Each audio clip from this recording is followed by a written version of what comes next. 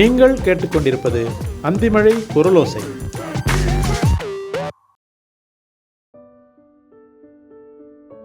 சிறுகதையின் பெயர் முடிவு. எழுதியவர் டாக்டர் BRJ கண்ணன். வாசிப்பவர் மா. தினோவிகா. தம்பியும் அக்காவும் அவ்வளவாக பேசிக்கொள்வதில்லை. இருவரும் தனித்தனியாக டாக்டர் கோகுல்நாத்தை சந்தித்துவிட்டு சென்றனர். தம்பி சொல்கிறான், அப்பா கடைசி காலத்தில் இப்படிதான் இருந்தார், நான் சொல்ற மாதிரி செய்கிறது தான் சரி. அக்கா சொல்கிறாள், அப்பா வெளி வேஷம்தான் மாற்றிக்கிட்டார், உள்ள குமுறிக்கிட்டு தான் இருந்தார், நான் சொல்கிற மாதிரி செஞ்சாதான் அவர் ஆத்மா சாந்தி அடையும். இருவரின் உறவையும் பாதுகாக்க வேண்டிய கடமையும் இருந்தது மருத்துவருக்கு. முடிவில் யார் சார்பாக முடிவெடுத்தார்? 1 வருடம் முன்னோக்கி போவோம். வழக்கமான வார நாள். இதய மருத்துவரான டாக்டர் கோகுல்நாத்தின் வெளிநோயாளி பிரிவு பரபரப்பாக இயங்கிக் கொண்டிருந்தது. அடுத்த பேஷண்ட்டை உள்ள அனுப்புமா?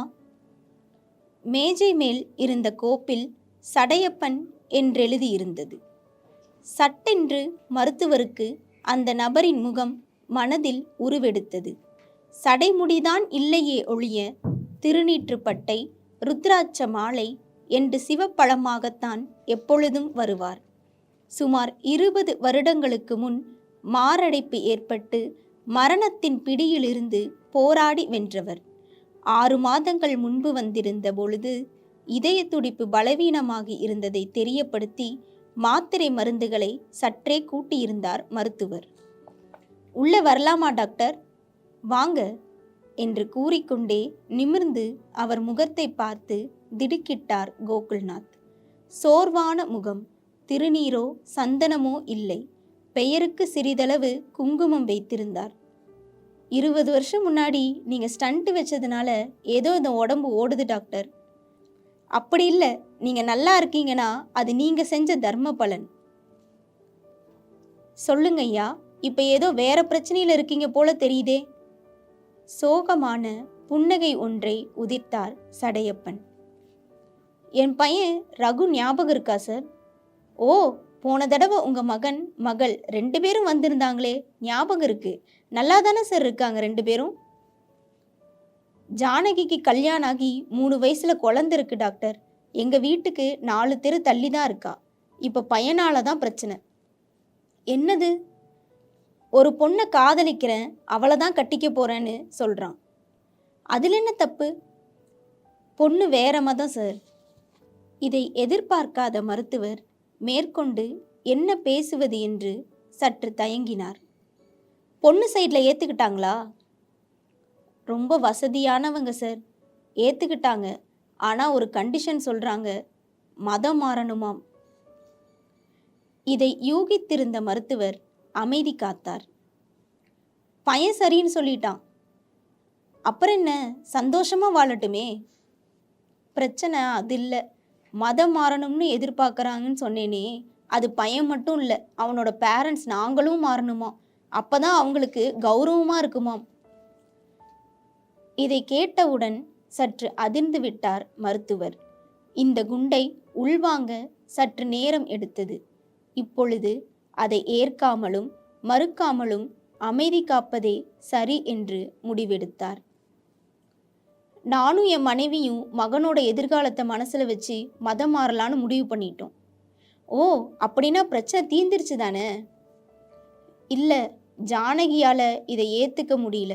நானும் அவளை சமாதானப்படுத்த நிறைய முயற்சி பண்ணினேன், ஆனால் முடியலை. 2 நாள் முன்ன வீட்டுக்கு வந்திருந்தா. நவராத்திரி மாதிரி எந்த பண்டிகை வந்தாலும் நம்ம காலனி கோவிலில் நீங்களும் நானும் சேர்ந்து தேவாரம், திருவாசகம், திருப்புகள் எல்லாம் பாடுவோமேப்பா. இந்த வருஷம் நீங்கள் வரமாட்டீங்க, அப்படிதேனப்பா அப்படின்னு சொல்லிட்டு வீட்டுக்கு அழுதுட்டு போயிட்டா. இதை சொல்லும் பொழுதே அவர் கண்கள் கலங்கிவிட்டன. தோளிலிருந்த துண்டால் துடைத்து கொண்டார். தம்பிக்கிட்ட நிறைய தடவை பேசினா, நீ மாறுறதுல அர்த்தம் இருக்கு, ஏன் நம்ம அம்மா அப்பா மாறணும்? அவங்கக்கிட்ட பேசி இந்த கண்டிஷனை விட சொல்லுங்கிறா. அவன் பயப்படுறான், இதனால் கல்யாணம் நின்று போயிடுமோன்னு. இதை நீ தான் பெருசுப்படுத்திக்கிறேன்னு அக்காட்ட சண்டை போடுறான். அவரின் குனிந்த தலை நிமிரவே இல்லை. கண்களை துடைத்த வண்ணம் இருந்தார். என் 2 குழந்தைகளும் எனக்கு 2 கண்கள் மாதிரி சார். இந்த பிரச்சனையினால அவங்க 2 பேரும் இப்ப பேசிக்கிறது இல்ல. ஆண்டவன் ஏன் தான் என்னை இப்படி சோதிக்கிறானோ? கடவுள் உங்களுக்கு ஒரு நல்ல முடிவை ஏற்படுத்தி தருவார் ஐயா. வருத்தப்படாதீங்க. எது நடந்தாலும் அது அப்படியே ஏத்துக்கிறது தான் உங்க இதயத்துக்கு நல்லது. இதை தவிர மருத்துவரால் வேறு என்ன பேச முடியும்? அவருக்குரிய மாத்திரை மருந்துகளை எழுதி கொடுத்து அனுப்பினார்.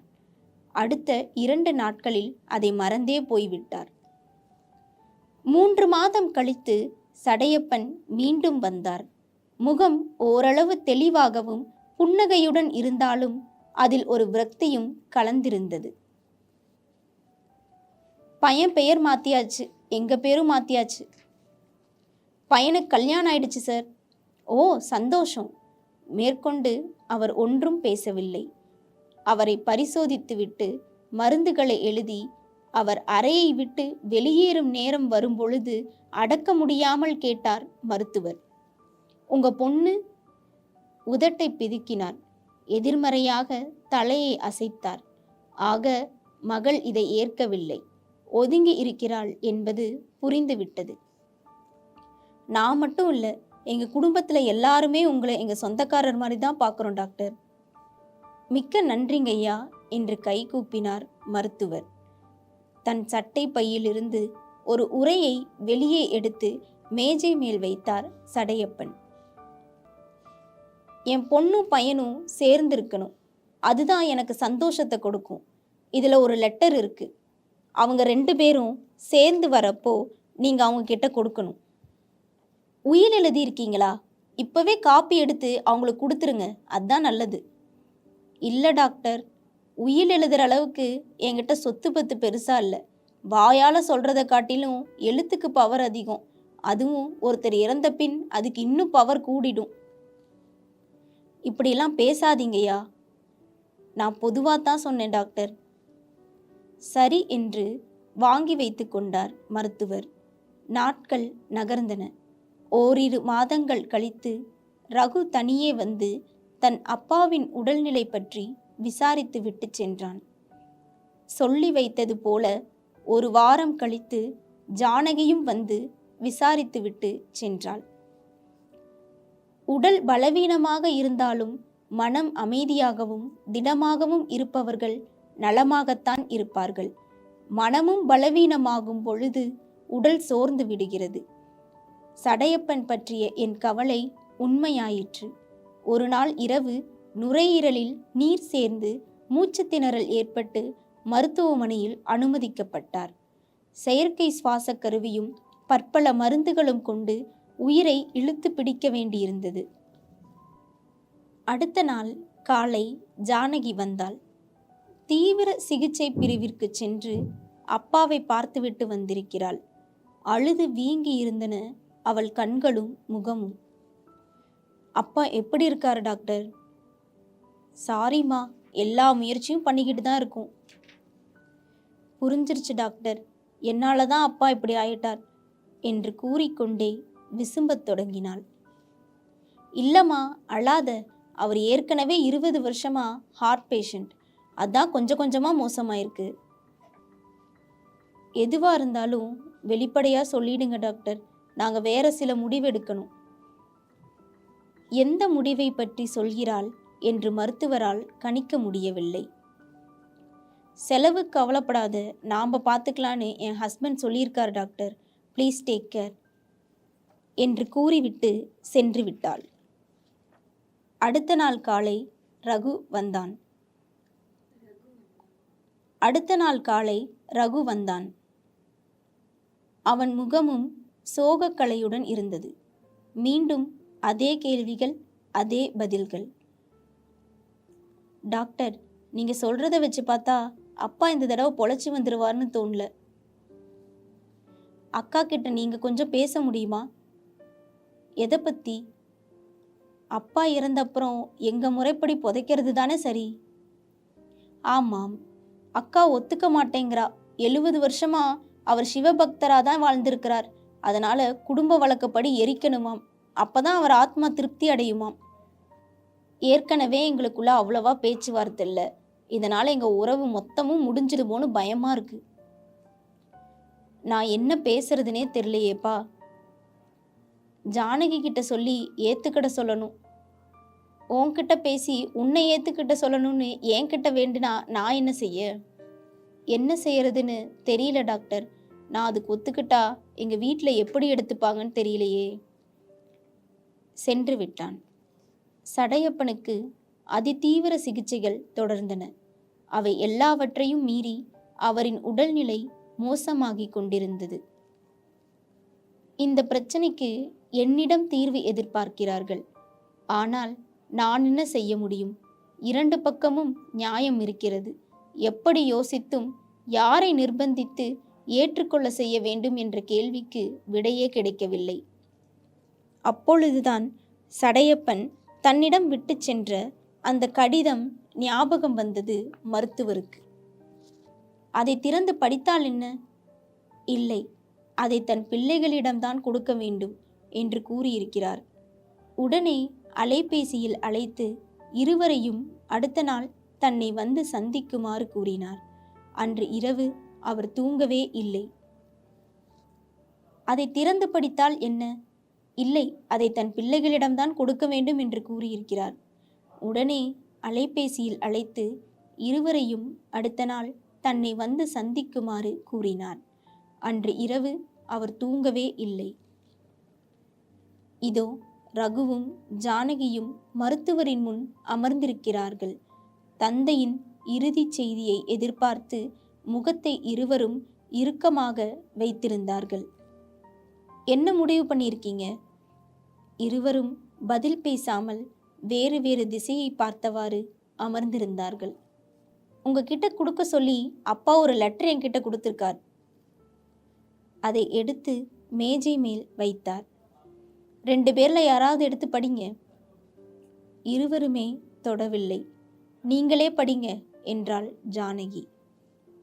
அந்த உரையை ஒரு ஓரமாக கிழித்து அந்த கடிதத்தை எடுத்து படித்தார். படிக்க படிக்க அக்கா தம்பி இருவரின் கண்கள் குளமாவதை கவனித்தார். பல சம்பவங்களை நினைவு கூர்ந்திருந்தார் சடையப்பன். உனக்கு டைபாய்டு காய்ச்சல் வந்து மோசமான நிலையில் இருந்த பொழுது தன் பரீட்சை பற்றி கவலைப்படாமல் உன்னை கவனித்து கொண்டு உன்னுடனே மருத்துவமனையில் இருந்த அக்காவை உன்னால் மறந்துவிட முடியுமா என்ன? ஜானகி, சில சமயங்களில் நானும் அம்மாவும் சொல்வதை கேட்காமல் அடம்பிடிப்பாய். தம்பி ஒரு தடவை அதட்டினால் அடங்கி விடுவான்.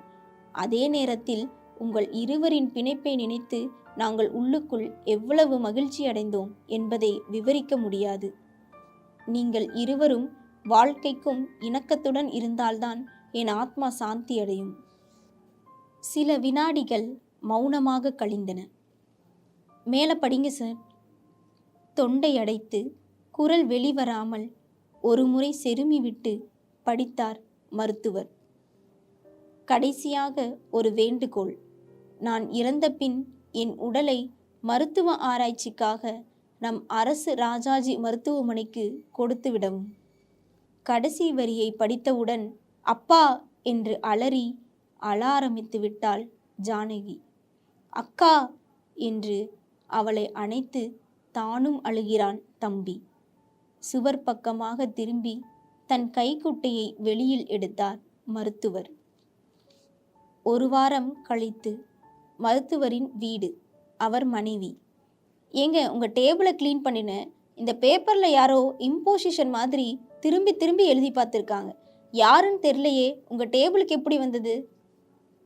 சடையப்பனின் கடிதத்தில் கடைசி ஒரு வரியை அவரின் கையெழுத்தைப் போலவே எழுதுவதற்கு தான் 2 மணி நேரம் எழுதி பழகிய அந்த காகிதத்தை வாங்கி தெரியலையே என்றவாறு குப்பையில் போட்டார் டாக்டர் கோகுல்நாத்.